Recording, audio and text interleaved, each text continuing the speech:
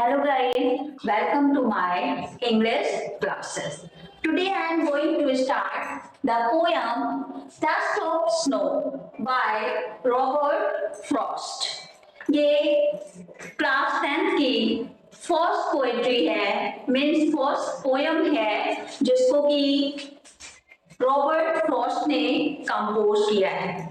ये छोटी सी पोयम है बट बहुत ही खूबसूरत मैसेज कन्वे करता है, राइट। और एग्जाम के पर्पज से ये पोयम बहुत ही इम्पोर्टेंट है। आप ये ना समझिएगा कि छोटा सा पोयम है तो ये इम्पोर्टेंट नहीं है। आपने हिंदी में एक पोयम या हम समझते हैं दोहा कह लीजिए सुना है ना कि देखन को छोटन नगर घाव करे गंभीर, वैसा ही कुछ ये पोयम है तो बड़ा छोटा सा लेकिन बहुत ही हार्ट टचिंग, बहुत ही सुंदर सा मैसेज कन्वे करता है। तो बिना देर किए अब हम ये poem dust of snow start करते हैं।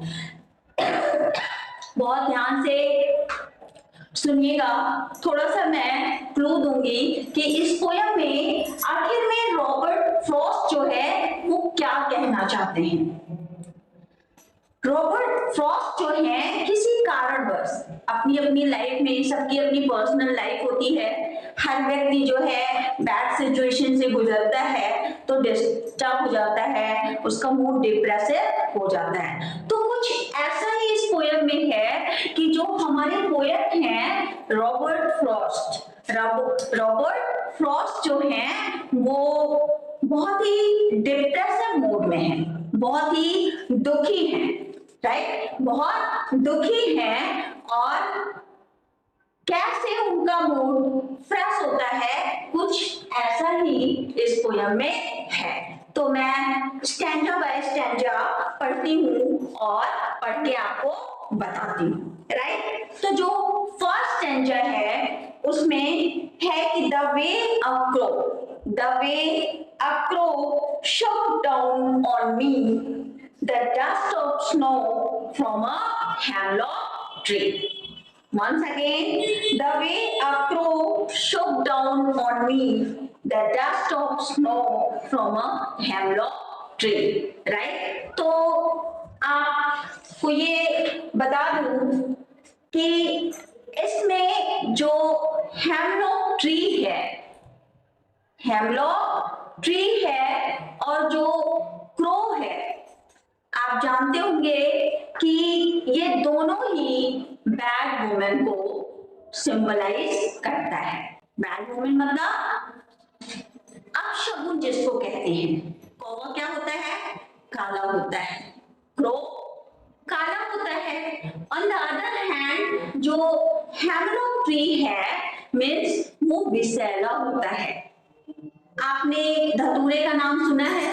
धतूरा क्या होता है? जहर होता है। अगर खा लिया जाए तो इंसान क्या होगा? खत्म हो जाएगा। तो इस पोयम में डस्ट ऑफ स्नो में कवि रॉबर्ट फ्रॉस्ट ने दो चीजों को, वो है पहला क्रो और दूसरा है हेमलॉक ट्री को मेंशन किया है। और ये दोनों that are believe to be bad evil कहते हैं या वोमेन, वोमेन OMEN, इसको क्या बोलेंगे? वोमेन मतलब जो बुरी चीजें अपशगुन मानी जाती हैं उनको क्या कहते हैं? वोमेन, सॉरी वोमेन नहीं ओमेन, राइट। तो ये दोनों ही अपशगुन मानी जाती है। क्यों? क्योंकि घर में कोई भी फंक्शन होता है, कोई भी अच्छा ओकेजन होता है, इवेंट होता है, तो आप देखते हैं शादी से लेके पूजा पाठ से लेके कोई काला रंग का चीज यूज नहीं किया जाता है, राइट। कोई भी काले रंग की चीज यूज नहीं की जाती है। Why? Because black colour is symbolised as a bad thing, sorry women कह सकते हैं, बैड एविल्स कह सकते हैं, ये अपशगुन माना जाता है। हेमलॉक ट्री भी क्या होता है? जहर होता है, तो उसको भी अच्छा नहीं माना जाता है।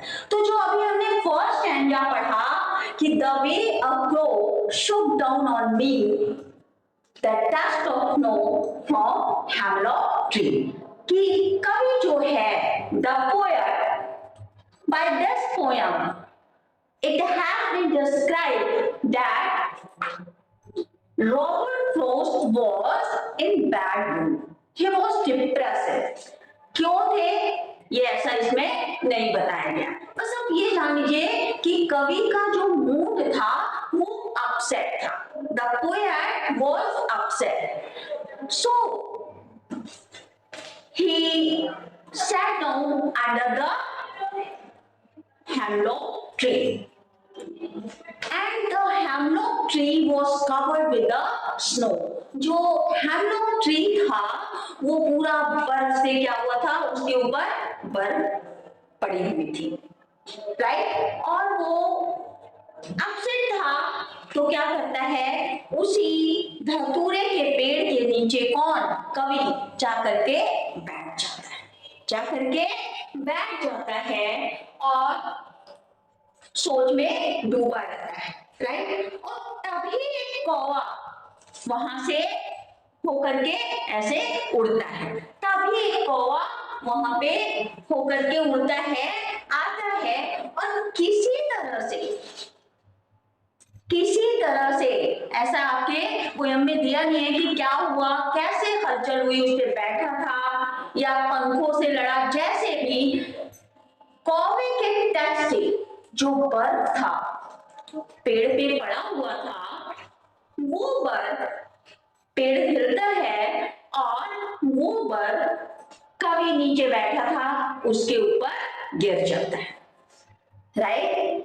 ऐसा कहा भी है, क्या कहा है, the way a crow shook down on me the dust of snow, कि कौवा उधर मतलब हेमलॉक ट्री पे आता है या उसके पंखों से टच होकर के किसी भी प्रकार से बर्फ जो है कवि के ऊपर गिर जाता है, राइट. और कवि के ऊपर जैसे ही गिरता है उसका मूड जो है, यानी आप डूबे हुए हैं किसी सोच में और आपको कोई हिला दे तो आप क्या होगा, आप जिन ख्यालों में डूबे थे थोड़ा सा आपका माइंड क्या होगा, दूसरी तरफ डाइवर्ट हो जाएगा, होगा कि नहीं, अपने आप को रख के देखिए.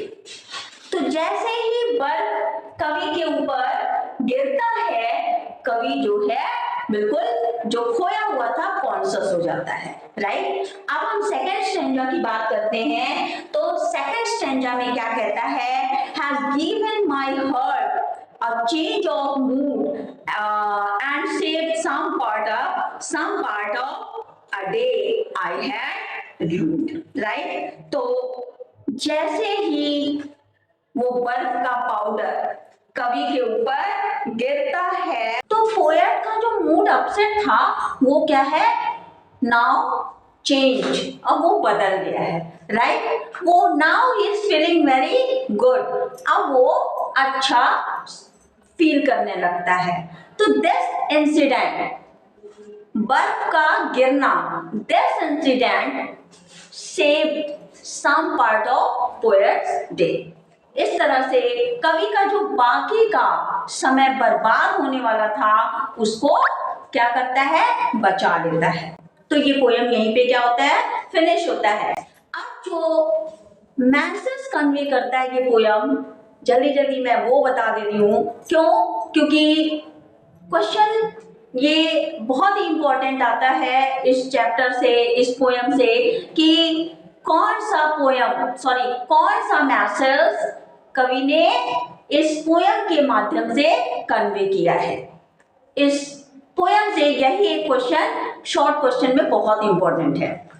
तो ये मैसेज कन्वे करता है कि लाइफ में कभी भी हमें क्विट नहीं करना चाहिए. We should have hope, we should think positive, हमेशा हमें पॉजिटिव थिंकिंग रहना चाहिए, पॉजिटिव थिंकिंग रखना चाहिए, नेगेटिविटी को हटा दीजिए. क्यों, क्योंकि कौवे को काला माना जाता है और जबकि कौवा ही कवि का बाकी का टाइम बर्बाद होने से बचा लेता है. क्यों, कवि तो खोया हुआ था और खोया ही रहता। अगर बर्फ में हलचल, उस पेड़ में कौवे के द्वारा हलचल नहीं होती तो बाकी का जो हाफ डे था उसका भी पोएट का क्या होता, बर्बाद हो जाता।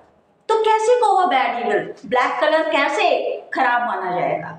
तो जरूरी नहीं है कि हम जो सोचते हैं वो सही हो। ये सब क्या है, कहावतें हैं कि ये मत करो वो मत करो, ये सब चीजें नहीं। जो हम सोचते हैं वही होता है। अच्छा सोचेंगे तो अच्छा होगा।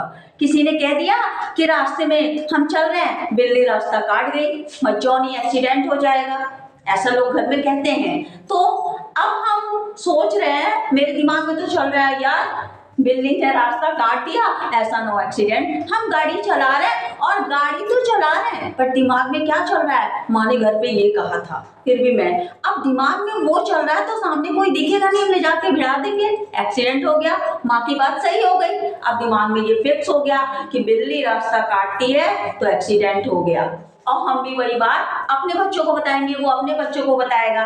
तो बिल्ली के रास्ता काटने से एक्सीडेंट नहीं हुआ, क्योंकि वो बात हमें डिस्टर्ब किया था। गाड़ी चलाते समय वही बात हमारे दिमाग में चल रही थी। हम अपसेट मूड में गाड़ी चला रहे थे, इसलिए गाड़ी से लड़ गए। क्यों? क्योंकि हम चला तो रहे हैं और दिमाग में कुछ और चल रहा है, इसलिए गाड़ी लड़ गई, न कि बिल्ली के रास्ता काटने से। राइट? कोई ना बताए, आप ना सोचो, आप चलोगे, बिल्ली रास्ता काट दिया, आपको पता नहीं है कुछ, और चलाइए गाड़ी, कभी कुछ होने वाला नहीं है। तो हमने सोचा और वो काम हो गया। राइट? तो एक और बेस्ट एग्जांपल दे रही हूँ। ब्लैक बोर्ड भी काला होता है, ब्लैक बोर्ड भी, ये सारी चीजें आप लिख सकते हैं कि ब्लैक बोर्ड भी काला होता है, लेकिन हमारी लाइफ को क्या करता है, बदल देता है, हमें एजुकेटेड बनाता है, हमको हर चीज सिखाता है। तो कैसे ब्लैक कलर में अब सब माना जाता है। राइट? तो ये मैसेज कन्वे करता है कि लाइफ में कभी भी हमें क्विट नहीं करना चाहिए। We should have hope, we should think positive, हमेशा हमें पॉजिटिव थिंकिंग रहना चाहिए। तो ये पोयम यहीं पे क्या होता है, फिनिश होता है।